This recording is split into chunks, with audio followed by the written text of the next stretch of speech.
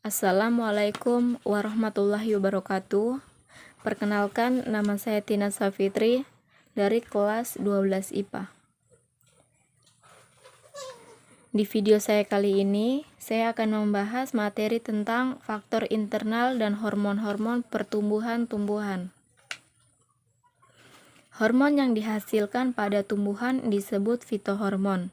Para ahli biologi telah berhasil mengidentifikasi 5 jenis hormon utama yang terdapat pada tubuh tumbuhan. Yang pertama adalah auksin.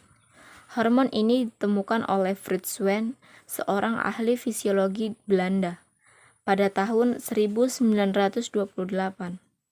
Hormon auksin dihasilkan oleh tanaman pada daerah meristem, seperti pucuk, batang, dan ujung akar. Auksin dapat pula dijumpai pada tunas, daun muda, bunga, ataupun buah. Hormon auksin yang paling dikenal adalah IAA, atau indol acetic acid, yang strukturnya mirip dengan struktur asam amino triptofan. IAA disintesis di meristem apikal, daun-daun muda, dan juga biji. Sifat hormon auksin adalah aktivitasnya dihambat oleh adanya cahaya.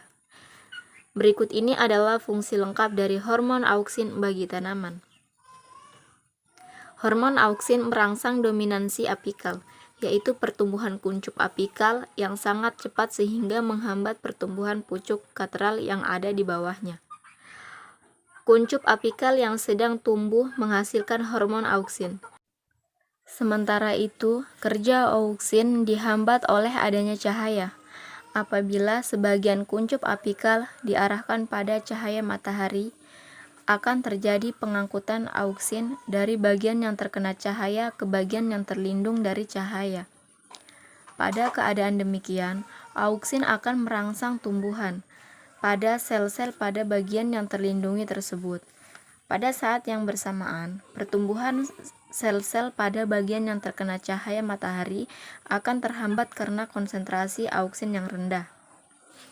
Akibatnya, batang akan tumbuh melengkung ke arah datangnya cahaya matahari. Hormon yang kedua adalah giberelin. Giberelin pertama kali diekstrak dari jamur Gibberellia fujikuroi. Itulah sebabnya hormon tersebut dinamakan giberelin. Jamur Gibberellia fujikuroi adalah jamur yang biasa menyerang tanaman padi dan menyebabkan padi mengalami pemanjangan ruas-ruas yang berlebihan. Hal tersebut menyebabkan tanaman padi lebih mudah rebah dan ambruk. Lebih dari 100 giberelin yang berbeda telah diidentifikasi pada tumbuhan.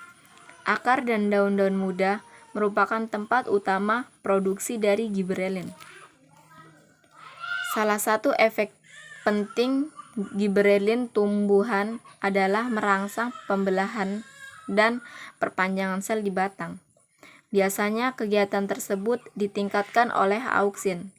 Selain itu, bersama auksin, giberelin dapat dipengaruhi perkembangan buah. Hormon yang ketiga adalah sitokinin.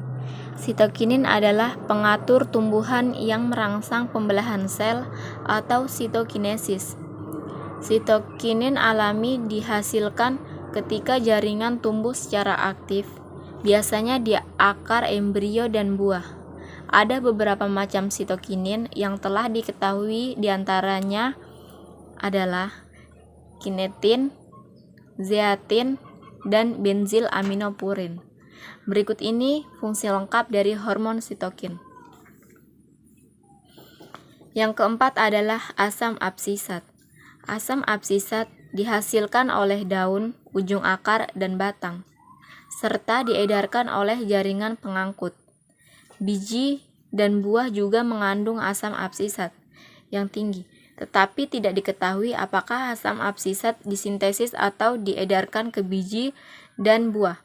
Asam absisat disebut juga sebagai hormon stres karena memiliki sifat menghambat pertumbuhan tanaman. Yang kelima adalah etilen. Etilen merupakan satu-satunya hormon tumbuhan yang berbentuk gas, tidak berwarna, dan tidak berbau. Etilen dihasilkan oleh ruas-ruas batang.